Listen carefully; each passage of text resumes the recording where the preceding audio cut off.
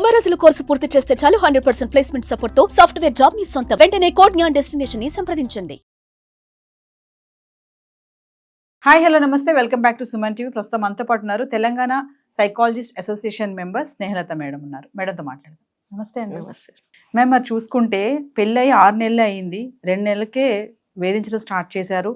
మరి నువ్వు ఉంటే నాకు చాలు అనుకున్నాడు. ఇప్పుడు వరకట్నం కోసం వేధిస్తున్నాడు, వేధించాడు మా అమ్మాయిని, టార్చర్ భరించలేక మా అమ్మాయి చనిపోయిందని చెప్పేసి ఆ తల్లి యొక్క ఆవేదన మనం వింటూనే ఉన్నాం. ఎంత ఏడుస్తుందంటే ఆ తల్లి, నా కూతుర్ని చంపేశాడు, ప్రేమించానని చెప్పి వెంటపడ్డాడు అని చెప్పేసి.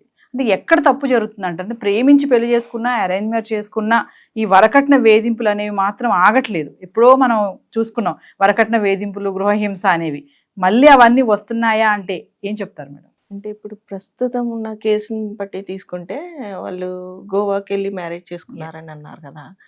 అంటే గోవాకి వెళ్ళి డెస్టినేషన్ మ్యారేజ్ అనేసి, దానికి హల్దీ ఫంక్షన్ అనేసి, సంగీత్ అనేసి, ఇలా ఇన్ని రకాల ఖర్చు పెడుతున్న పేరెంట్స్ బిఫోర్ మ్యారేజ్ కౌన్సిలింగ్కి ఎందుకు వెళ్ళట్లేదు? అది షుడ్ అండ్ మస్ట్ చేయాల్సిన పని. మరి హల్దీ చేసినా చేయకపోయినా బాగానే ఉంటుంది, ఏ చేసినా కానీ కౌన్సిలింగ్ అనేది ఖచ్చితంగా అవసరం. ఎందుకంటే ఆల్మోస్ట్ ఒక 3 generations భీకరంగా ఫైట్ చేస్తే మనకి ఆడవాళ్ళకి ఈ రైట్స్ వచ్చాయి.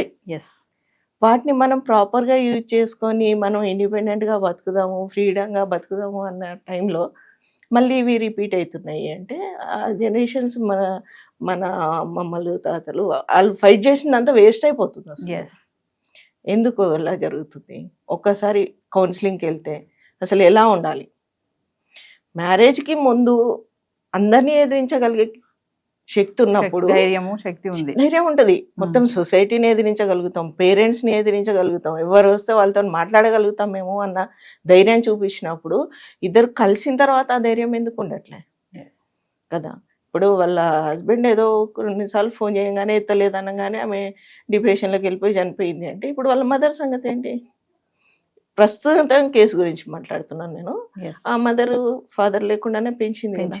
మరి ఆమె ఎంత ధైర్యం చేసి పెంచింది. MBA చదివించడం అంటే not a joke. Single day work, single parent కావండి. ఇప్పుడు సింగిల్ పేరెంట్స్ ఎక్కువ అవుతున్నారు. ఎందుకు ఎక్కువ అవుతున్నారు? ఎందుకు అర్థం చేసుకోలేకపోతున్నారు? ముందు అండర్స్టాండింగ్ ఉండాలి. హల్దీ ఫంక్షన్ ఉన్నా లేకపోయినా నడుస్తుంది, కానీ అండర్స్టాండింగ్ ఉందా? ప్రేమ ఉంది, ఒకరంటే ఒకరికి బోల్డ్ అంత ప్రేమ ఉంటుంది. ఆ ప్రేమ ఎలా ఉంది? ఫిజికల్గానా, మెంటల్గానా, ఏంటి? మీకు ప్రేమ ఉంది కదా, అండర్స్టాండింగ్ ఉన్న ప్రేమ ఉందా? అది మెయిన్గా చూడాలి. మనం క్యాస్ట్ ఇవి అవి కాదు, డబ్బు ఉందా లేదా, క్యాస్ట్ అవన్నీ కాదు, అండర్స్టాండింగ్ ఉందా లేదా. వాళ్ళకి అండర్స్టాండింగ్ ఉందా లేదా ఎలా తెలియాలి? కౌన్సిలింగ్కి వెళ్ళాలి. DPA తెలంగాణ తరఫు నుంచి ఆన్లైన్ కూడా కౌన్సిలింగ్ చేస్తున్నాం. ఏంటంటే ఇప్పుడు ప్రస్తుతం ఉన్న జనరేషన్ ప్రకారం అయితే అందరూ బాక్స్ మేము think out of the box అనేది, అది జనరల్ గా బాక్స్ అనేది. కానీ ఇప్పుడు ఖచ్చితంగా మొబైల్ ని చూపించి think out of this box అనాల్సి వస్తుంది. ఎందుకంటే మొబైల్ చేతిలో ఉంది అంటే మాకు అన్నీ తెలుసు. ఓకే, మీకు చేతిలో ఉంది అన్నీ తెలుసు కదా, అదే మొబైల్ యూజ్ చేసేసి మాకు ఒకసారి ఫోన్ చేయండి, మీ ప్రాబ్లం ఏంటో చెప్పండి. మీరు ఫోన్ చేసి చెప్తే కూడా మేము కౌన్సిలింగ్ చేయడానికి రెడీగా ఉన్నాం. మీరు ఎందుకు ఫోన్ చేయట్లేదు? డిప్రెషన్ అనేసి వాటికి సొల్యూషన్ మన గూగుల్లో వెతుకుతున్నారు చాలా మటుకు. డిప్రెషన్ అది అలా వెతుక్కునే బదులు ఒక ప్రొఫెషనల్ని కలిస్తే వచ్చింది ఏముంది. అంటే మ్యారేజ్ కి ముందు కౌన్సిలింగ్ అనేది మస్ట్ అంటారా? Must, should and must. Present ఉన్న ఇష్యూస్ చూస్తుంటే షుడ్ అండ్ మస్ట్ గా మీరు ఏది చేసినా చేయకపోయినా కౌన్సిలింగ్ మాత్రం ఇప్పించండి పిల్లలకి. ఎందుకంటే పెళ్లి అది లవ్ మ్యారేజే కానివ్వండి, అరేంజ్ మ్యారేజే కానివ్వండి, ఏదైనా సరే. కౌన్సిలింగ్ అనేది పెళ్లి అయ్యాక, రేపు గొడవలు పడ్డాక, దెబ్బలాడుకున్నాక, మ్యారేజ్ కౌన్సిలింగ్ అది వేరే ఉంటుంది. బిఫోర్ మ్యారేజ్ కౌన్సిలింగ్ కూడా మనకి ఇంతకు ముందు మన పేరెంట్స్ వాళ్ళు చెప్పేవాళ్ళు ఎలా ప్రవర్తించాలి. కొత్త ఫ్యామిలీలోకి ఎంటర్ అవుతున్నప్పుడు మనకి కొన్ని ఆలోచనలు ఉంటాయి, వాళ్ళకి కొన్ని ఆలోచనలు ఉంటాయి, వాళ్ళకి కొన్ని పద్ధతులు ఉంటాయి, మనకు కొన్ని పద్ధతులు ఉంటాయి. ఈ పద్ధతిలో ఆ పద్ధతిలో కలిసినప్పుడు కొంత ఎలా అడ్జస్ట్ అవ్వాలి అనేది పేరెంట్స్ చెప్పేవాళ్ళు, అమ్మమ్మలు చెప్పేవాళ్ళు, మేనత్త మేనవ అలా వాళ్ళు ఉన్నప్పుడు చెప్పేవాళ్ళు. ఇప్పుడు న్యూక్లియర్ ఫ్యామిలీస్ అయిపోయి ఎవరిది వాళ్ళే అయిపోయారు. అంటే అతి గారాబంగా పెరగడం వల్ల అక్కడ హస్బెండ్ ఎంత ప్రేమించిన భర్తే ఒక మాట అనేటప్పటికి తట్టుకోలేకపోయిందని అంటారా? అంటే సెన్సిటివ్ అంటారా? ఇప్పుడు ఈ ప్రస్తుత కేసులో అయితే ఎంత 7 months లవ్ ఎన్ని రోజులది? లవ్ ఇద్దరు కలిసి ఒకే కంపెనీలో జాబ్ చేసేవాళ్ళంట. అది అట్లా లవ్ అది చేసుకున్నారు. ఎన్ని ఇయర్స్ నడిచింది? అది నాకు తెలిసి 2-3 years అనుకుంటా. Okay, 2-3 years. అది మ్యారేజ్ అయిన తర్వాత ఒక 7 months. మరి వాళ్ళ మదర్ లవ్ సంగతి ఏంటి? పేరెంట్స్ లవ్ కూడా ఉంటుంది కదా, దానికి వాల్యూ లేదా? వాళ్ళ మదర్ ఎంత సఫర్ అవుతూ పెంచింది తనని. ఒకసారి ఫోన్ చేసి మాట్లాడకపోగానే అయిపోయింది. ఇంకా నువ్వు ఇష్టంగా చేసుకున్నావు కదా, ఎస్ కొంచెం బేర్ చేయొచ్చు కదా. ఇష్టంగా ఉన్నప్పుడు కష్టపడాలి కొద్దిగా. ఎస్ లేదు మ్యారేజ్ అయ్యేంత వరకే కష్టపడతాం, ఆ తర్వాత ఇంకా వాళ్ళు మ్యారేజ్ అవ్వక ముందు ఫిజికల్ అవ్వడానికి చాలా ఇంట్రెస్ట్ చూపిస్తారు. మ్యారేజ్ అయిన తర్వాత ఎందుకు పోతుంది? అది ఎక్కడ పోతుంది? అంటే ఇక మన పని అయిపోయింది కదా అని అనుకుంటున్నారంట. ఏం పని అయిపోయింది? అనుకున్నది అయిపోయింది కదా, పెళ్లి చేసేసుకున్నాం కదా. పెళ్లి దేనికి చేసుకున్నారు మరి? పెళ్లి అలాంటప్పుడు ఇండిపెండెంట్ గా ఉండవచ్చు కదా. జాబ్స్ చేస్తున్నారు, అమ్మాయిలు మంచిగా చదువుకుంటున్నారు, జాబ్స్ చేస్తున్నారు, వాళ్ళకు సమానంగా ఎర్న్ చేస్తున్నారు. ఇంకేంటి ఇక కదా. ఇప్పుడు మనము అన్ని చిన్న చిన్న విషయాలకి ఇలా చేసేస్తే మరి ఇంకా పెద్ద విషయాలు ఎలా ఎప్పుడు రావాలి? అవి పెద్ద విషయాలకి ఏం చేస్తారు? అంటే లవ్ చేసేటప్పుడు ఉన్నటువంటి ధైర్యము పెళ్లి చేసుకున్నాక ఏమవుతుంది? ఇంతమంది ఒక్కరిగా ఉన్నప్పుడేమో ధైర్యం చాలా ఉంటుంది, ఇద్దరుగా అయిన తర్వాత అప్పుడు ధైర్యం డబుల్ అవ్వాలి కదా. ఎందుకలా మొత్తానికి నిల్ అవుతుంది అది కదా. ఇప్పుడు అంతా ఎదిరించి పెళ్లి చేసుకుంటాము, మేము బతకగలుగుతాము, మేము బతికి చూపిస్తాము అంటారు కదా. గొడవ అవ్వగానే బతికి చూపించండి. ఓకే, నేను ఇది చేశాను, ఓకే నేను దీన్ని బేర్ చేయాలి. కొంతమంది అయితే పిల్లల తర్వాత కూడా, పిల్లలు పుట్టిన తర్వాత కూడా, మరి ఆ పిల్లల్ని ఎవరు తీసుకురమ్మన్నారు ఈ సొసైటీలోకి? తీసుకొచ్చిన తర్వాత వాళ్ళ బాధ్యత మీదే కదా, దాన్ని ఎందుకు మర్చిపోతున్నారు? వాళ్ళకి అన్యాయం చేస్తున్నారు. వాళ్ళకి ఎంత అన్యాయం జరుగుతుందంటే అసలు పిల్లలకి వాళ్ళు 7-8 yearsకే డిప్రెషన్లోకి వెళ్ళిపోతున్నారు.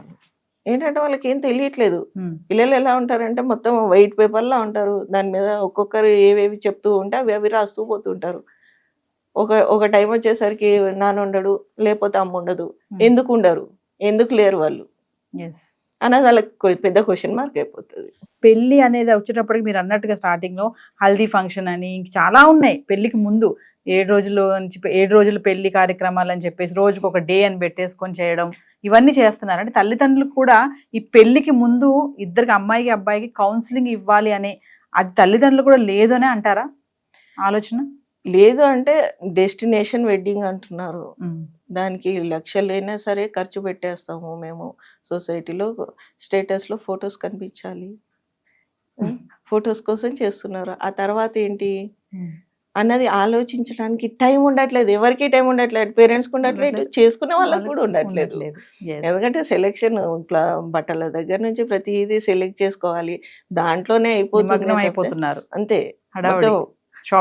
షాపింగ్ అనేసి, డెకరేషన్ అనేసి, photos, pre wedding photos, photos బంద్ చేసి ప్రీ వెడ్డింగ్ కౌన్సిలింగ్ తీసుకోండి, అది బెటర్ గా ఉంటది అసలు. అంటే తర్వాత లైఫ్ ఎలా గెయిన్ చేయాలి, వచ్చేటటువంటి సమస్యను ఎలా ఎదుర్కోవాలనే దానికి కొత్త ప్లేస్ కి వెళ్ళినప్పుడు ఎలా ఉండాలి, కొత్త క్యారెక్టర్ ని మనతో పాటు కలుపుకొని కలిసిమెలిసి ఉండాలి అంటే ఏముండాలి, ఏం అడ్జస్ట్ అవ్వాలి, ఒకరు ఎక్కువ అయితే మనం తక్కువ అవ్వాలి, వాళ్ళు తక్కువైనప్పుడు మనం ఎక్కువ ఉండాలి, అలా అర్థం చేయించేట్టు ఉండాలి.